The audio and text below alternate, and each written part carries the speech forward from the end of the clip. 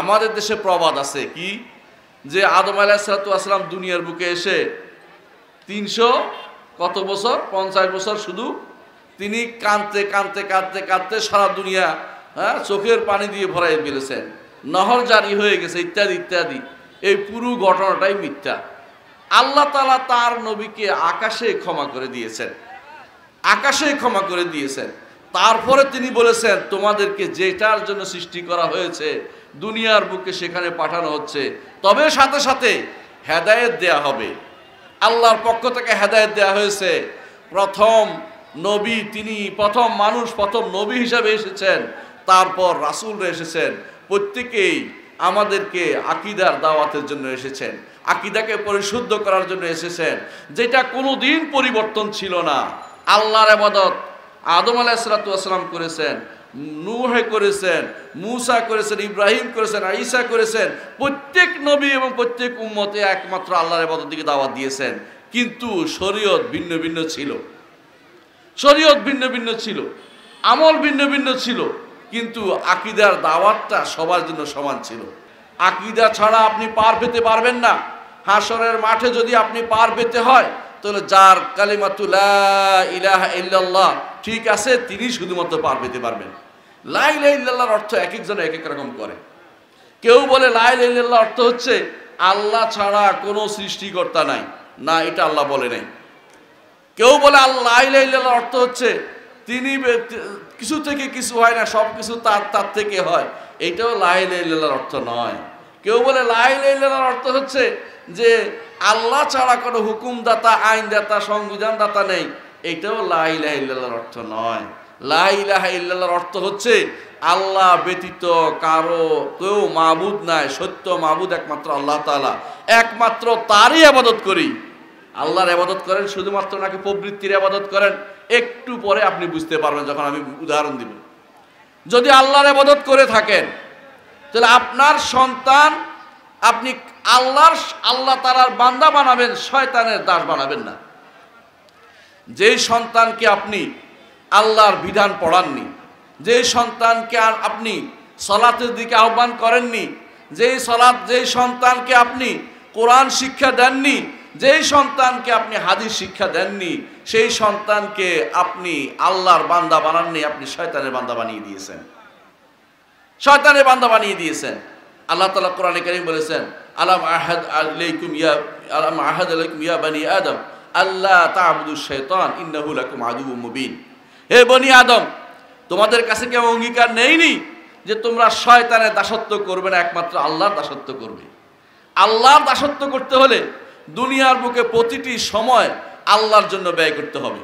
যেই সময়টুকু আল্লাহ ছাড়া অন্য কোনো কিছু চিন্তা করবেন, সেটাই আপনি শয়তানের দাসত্ব করলেন। আল্লাহর কথা শুনলেন না, আল্লাহর কথার বাইরে চললেন। আল্লাহর কথার বাইরে চলার অর্থ হচ্ছে আপনি আল্লাহর ইবাদতে নিজেকে রাখতে পারলেন না, আল্লাহর দাস হতে পারলেন না। সবচেয়ে বড় নিয়ামত হচ্ছে আল্লাহর দাস হওয়া, আল্লাহর দাস হওয়া। মুহাম্মদুর রাসূলুল্লাহ সাল্লাল্লাহু আলাইহি সাল্লাম আল্লাহর দাস ছিলেন। তিনি আল্লাহর দাস, আল্লাহ নিজে ঘোষণা করেছেন। আল্লাহ তাআলা বলছেন, ওয়া আন্নাহু লাম্মা কামা আব্দুল্লাহ ইয়াদরুহু কাদু ইয়াকুনুনা আলাইহি লিবাদা। যখন আল্লাহর দাস সালাতে দাঁড়ায়, তখন জিনেরা চতুর্দিক থেকে তার উপরে হুমড়ি খেয়ে পড়ে, শোনার জন্য কি সালাত তিনি পড়ছেন।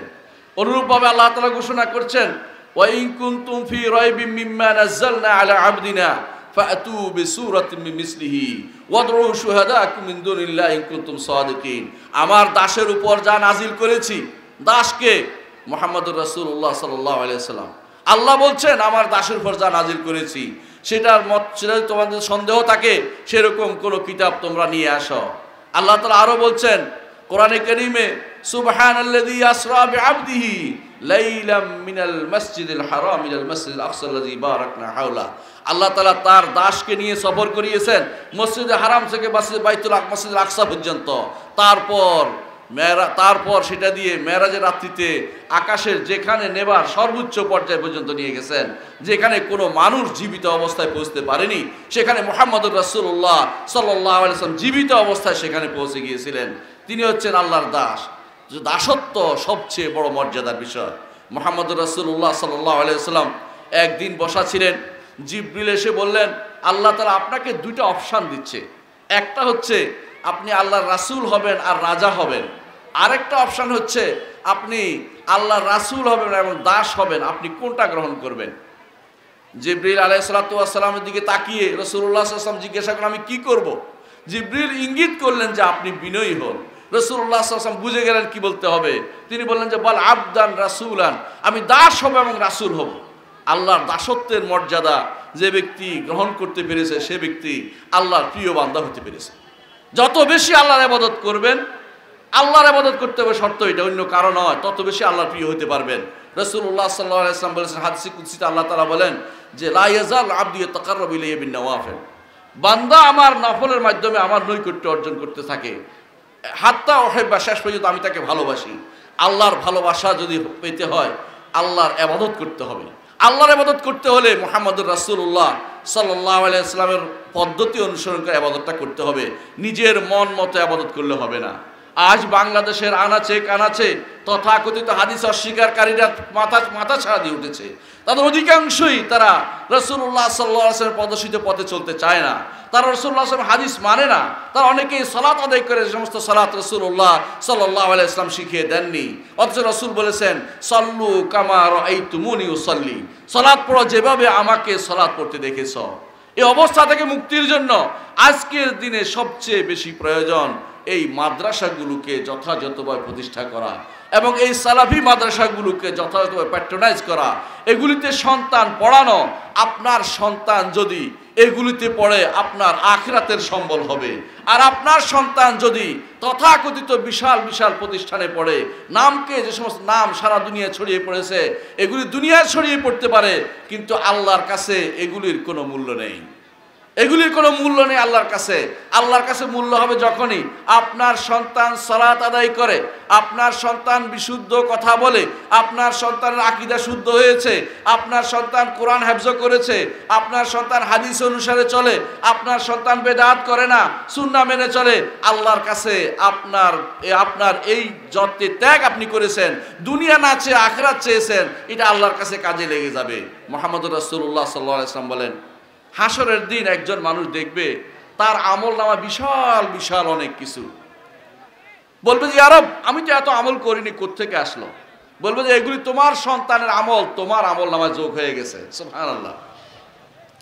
কখন সেটা হবে? যখন আপনি আপনার সন্তানকে ভালো কাজের জন্য নিয়ে যান, আপনার সন্তানকে মাদ্রাসায় দিয়েছেন, দিন পড়িয়েছেন, কোরআনের হাফেজ বানিয়েছেন, হাদিসের হাফেজ বানিয়েছেন, কোরআন হাদিস নিয়ে এসে গবেষণা করে, দাওয়াত দেয়, আল্লাহর পথে চলে, যত কিছু করবে আপনার কবরে অটোমেটিকলি যোগ হতে থাকবে। আপনাদের মধ্যে কে কে চান যোগ করতে? বলেন আমার আমল নামা যোগ করতেছে। আমিও চাই, আলহামদুলিল্লাহ। আমরা হাত নামাই। বোঝা গেল যে আমরা চাই। আমরা দুনিয়ার বুকে চাই একটা গাছ লাগাতে, যে গাছের ফল আমরা কবরে বসে পেতে পারি। আর যদি আপনি দুনিয়ার বুকে তথাকথিত বিশাল বিশাল রাজনীতিবিদ বানান, বড় বড় অমুক তমুক কিছু একটা বানান, দুনিয়ার বুকে আপনার হয়তো দেখলে তাকে অনেকে বলবে রাস্তা ছেড়ে দিবে, কিন্তু রাস্তা ছেড়ে দিলে আল্লাহর কাছে তার কোনো মূল্য থাকে না যতক্ষণ পর্যন্ত আল্লাহর দ্বীনের ব্যাপারে তার জ্ঞান না থাকে। রাসূলুল্লাহ সাল্লাল্লাহু আলাইহি ওয়াসাল্লাম বলেছেন ওই ব্যক্তির জন্য সুসংবাদ, তুবা লিরাজুলিন, ওই ব্যক্তির জন্য সুসংবাদ যেই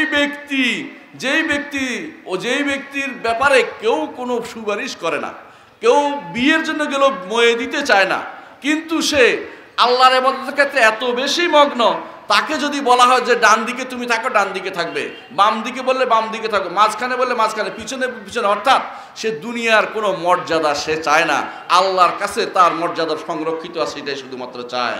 রাসূলুল্লাহ সাল্লাল্লাহু আলাইহি ওয়াসাল্লাম এটাই বলেছেন। কোরআনে কারীমে আল্লাহ বলছেন তিলকাল জান্নাতুল্লাতী নুরিসু মিন ইবাদিনা মান কানা তাকিয়া, এই জান্নাতের ওয়ারি যারা মুত্তাকি তাদেরকে করা হবে। আল্লাহ তাআলা আরো বলেছেন যে এই জান্নাত তাদেরকে দেয়া হবে যারা লা ইউরিদুনা উলুওয়ান ফিল আরদি ওয়ালা ফাসাদা, দুনিয়ার বুকে যারা অহংকারী হতে চায় না, দুনিয়ার বুকে বড় হতে চায় না, বড় হয়ে বড় করার জন্যই আপনার বাবা দুনিয়ার সব কিছু আপনার পিছে ঢালতেছে, অনেকের পিছনে বিশাল বিশাল পয়সা ঢালতেছে, কিন্তু কোনো মাদ্রাসা যদি কোনো ছেলে পড়ে বাবা মনে করে ফ্রি পড়ুক, পড়তে থাকুক, অসুবিধা নাই, কিন্তু অনেক সময় দেখা যায় যদি ইংলিশ মিডিয়াম স্কুল হয়, যদি তথাকথিত বিভিন্ন রকমের বিভিন্ন নতুন নতুন স্কুল বের হয়েছে, এগুলিতে পড়ানো হয়, দেখবেন যে সেখানে পয়সা খরচ করতে রাজি হয়ে যায় তিনি, কিন্তু আল্লাহর দ্বীনের জন্য 10 টাকা ব্যয় করতে তিনি রাজি হয় না। এগুলি হচ্ছে তার আখিরাতমুখিতার মধ্যে নাই, সেটার প্রমাণ। আপনাকে আপনার প্রত্যেকটি কাজ চিন্তা করতে হবে। আমার প্রতি মুহূর্তে যা করি না কেন প্রত্যেকটি কাজ আল্লাহর জন্য হতে হবে। হে মায়েরা, আপনার সন্তানকে দ্বীনের জন্য তৈরি করুন। আপনি আমি সবাই কবরে যাব, কবরে গেলে যে জিনিসটা পাবো সেটা হচ্ছে, সন্তান যদি শুধু সুবহানাল্লাহ বলে সেটাও আমার কবরে চলে যাবে, তারও সওয়াব হবে, আপনারও সওয়াব হবে। সন্তান যদি আলহামদুলিল্লাহ পড়ে সেটার সওয়াব আপনি দুনিয়াতেও পাবেন, আখিরাতেও পাবেন। সন্তান যদি লা ইলাহা ইল্লাল্লাহ বলে সেটার সওয়াব দুনিয়াতে আপনি পাবেন, আখিরাতেও পাবেন। আপনার কোনো কিছু কমতি হবে না, আপনার সন্তানও পাবে, আপনিও পাবেন, কোনো কিছু কারো কোনো কমতি হবে না। মুহাম্মদুর রাসূলুল্লাহ সাল্লাল্লাহু আলাইহি ওয়াসাল্লাম বলেছেন, মান সান্না সুন্নাতান হাসানাতান ফালাহু আজরুহা ওয়া আজরু মান আমিলা বিহা ইলা ইয়াউমিল কিয়ামা। যে কেউ কোনো ভালো কোনো জিনিস দেখাবে, পথ দেখাবে যে কোনো জিনিসের, সেইটার সওয়াব পাবে। যত মানুষ কিয়ামত পর্যন্ত আমল করবে তত মানুষের সওয়াব সে পাবে। মুহাম্মদুর রাসূলুল্লাহ সাল্লাল্লাহু আলাইহি ওয়াসাল্লাম আমাদের অনেকে দেখা যায় দোয়া করে বক্সাইয়ে দেয়, কার জন্য? মুহাম্মদুর রাসূলুল্লাহ সাল্লাল্লাহু আলাইহি ওয়াসাল্লামের কাছে। এটা যে কত বড় ভুল, এটা কেমনে জানেন? কারণ আমার বক্সানোর প্রয়োজন নাই। যত মানুষ আমল করবে, চাক আর না চাক, তার সওয়াব কে পাবে? মুহাম্মদুর রাসূলুল্লাহ সাল্লাল্লাহু আলাইহি ওয়াসাল্লাম পেয়ে যাবেন, কারণ তিনি আমাকে এই পথ দেখিয়েছেন। আমরা ওয়াজ করতেছি, আপনি শুনতেছেন, যত সওয়াব হচ্ছে সবগুলো অটোমেটিকলি মুহাম্মদুর রাসূলুল্লাহ সাল্লাল্লাহু আলাইহি ওয়াসাল্লাম আমলনামায় যোগ হচ্ছে। আপনি যদি আপনার সন্তানকে দ্বীন শিখাতে পারেন, আপনার যদি আপনার সন্তানের পিছনে দ্বীনের জন্য সময় ব্যয় করতে পারেন, অর্থ ব্যয় করতে পারেন, তাহলে সেটা হবে বিশাল ব্যাপার। শুনে আশ্চর্য হবেন। সলফে সালেহিন কি করতেন? সলফে সালেহিন, ইমাম আব্দুল্লাহ ইবনে মুবারকের বাবা তার জন্য বিশাল সম্পদ রেখে গেছেন। তিনি সম্পদটা ব্যয় করে বললেন, ইবনে মুবারক, আমি এখানে ব্যয় করে দিয়েছি। তিনি বিরাট খুশি হলেন। কেন? কারণ তিনি দ্বীনের জন্য পুরো সম্পদটা ব্যয় করে দিয়েছেন। এভাবে যুগে যুগে আলেমরা দেখেছি, যারা যদি আলেম হতে চায় সেটা হচ্ছে সবচেয়ে বড় নেয়ামত। আর ওই আলেমের দরকার এখন বর্তমানে, যে আলেম হবে কোরআনের আলেম, হাদিসের আলেম, তথাকথিত আলেমের জুব্বাদারি লেবাসদারি আলেম নয়, যারা আসলে আল্লাহ সম্পর্কে জানে না। তাদের অনেকে জিজ্ঞাসা করেন আল্লাহ কোথায়, বলবে এই প্রশ্নই করা যাবে না, প্রশ্ন নাকি করা যাবে না। আর যদি বলেন যে আল্লাহ আরশের উপর আছে, বলে এই তো দেহবাদী। আল্লাহ বলেছে, আল্লাহ নিজে বলেছেন সুম্মা ইস্তাওয়া আলাল আরশ, আর এরা বলে ওই তো দেহবাদী। এরা কি করে? আলেমদেরকে বদনামি করে। যুগে যুগে আসা আমাদের আলেম শ্রেণী, আমাদের মুহাদ্দিসিন, মুফাসসিরিন, উলামা যাদেরকে এসেছে, ইমামদের কথা তারা শোনে না, নিজেদের মন মতো পথে চলে। ইমামরা যে আকীদার কথা বলেছেন, কোরআন সুন্নাহ যে আকীদার কথা বলা হয়েছে, সলফে সালেহিন যে আকীদার কথা বলেছেন, সাহাবায়ে কেরাম যে আকীদার কথা বলেছেন, 4 ইমাম যে আকীদার কথা বলেছেন, হাদিসের ইমামগণ 6 ইমাম যে আকীদার কথা বলেছেন, তাদের কাছে এগুলি কিছুই গ্রহণযোগ্য না। ওই সমস্ত প্রতিষ্ঠানে আপনার সন্তান পড়ানো হচ্ছে আমানতের খেয়ানত করা, কারণ আপনার সন্তান কুফরি বিদ্যা শিখতেছে। ওই কুফরি বিদ্যা থেকে বের করার জন্য আমাদেরকে এই প্রতিষ্ঠানগুলোকে টিকিয়ে রাখতে হবে, যেই প্রতিষ্ঠান করেছে আমাদের ইসমাইল আব্দুল গনি। সুতরাং এইরকম প্রতিষ্ঠানগুলির পিছনে আপনাদের সময় দেয়া, শ্রম দেয়া, আসা যাওয়া, চলাফেরা, উঠা সবগুলি আল্লাহর দরবারে লেখা হবে।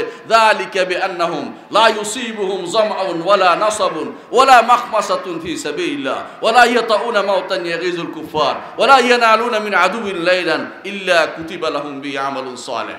আপনি এর পিছনে সময় দিবেন, হাঁটবেন, চলবেন, কষ্ট পাবেন, ছেলে কষ্ট পাচ্ছে, সবটা আপনার সব লেখা হবে। কারণ সবচেয়ে বড় জিহাদ হচ্ছে ইলমে দ্বীনের জিহাদ। সত্যিকার ইলম অর্জন করা হচ্ছে সবচেয়ে বড় জিহাদ। অথচ কিছু মানুষ বিভ্রান্ত হচ্ছে, বিভিন্ন সমাজের লোকেরা আজ বিভ্রান্ত হচ্ছে, ছাত্রদেরকে নষ্ট করছে, যুবকদেরকে নষ্ট করছে।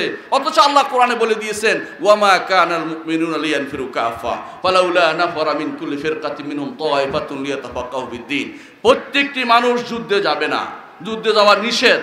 আলেম তৈরি করতে হবে যাতে করে ভুল হলে মানুষ শুদ্ধ হইতে পারে।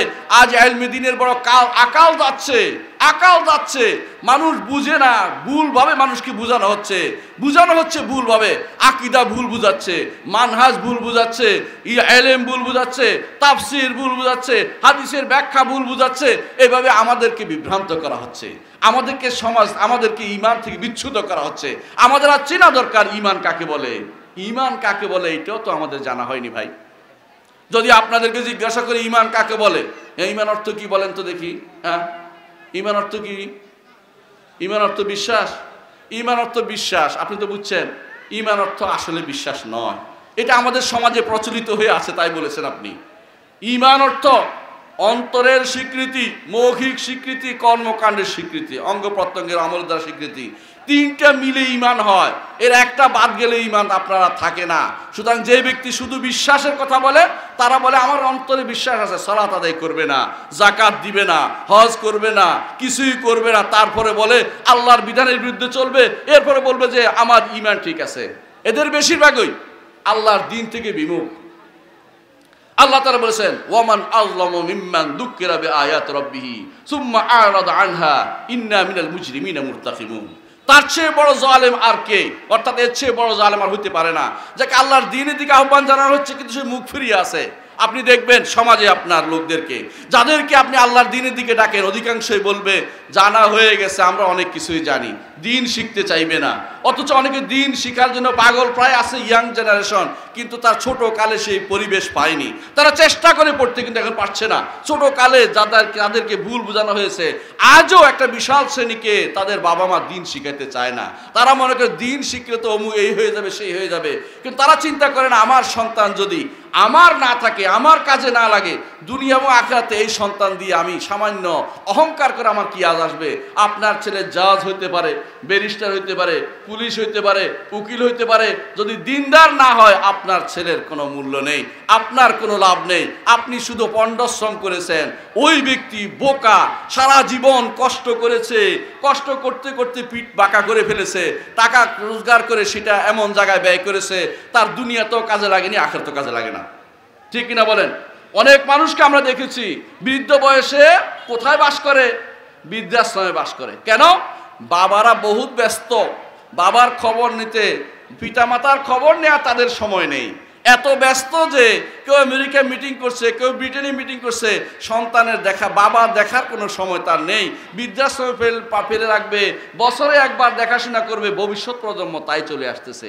এরকম অবস্থা চলে আসতেছে, আরো খারাপ অবস্থা আসছে। অচিরেই আপনারা দেখতে পাবেন, ভালো কিছু বলতেও আপনাদেরকে কোনো মানুষ বলতে দিবে না, আমার পরিবার সম্পর্কে তুমি কথা বলার কে, এরকম বলবে। অথচ ইসলাম বলে যে আমর বিল মারুফ আর নাহি আনিল মুনকার করতে হবে, সৎ কাজের আদেশ অসৎ কাজ থেকে নিষেধ করতে হবে।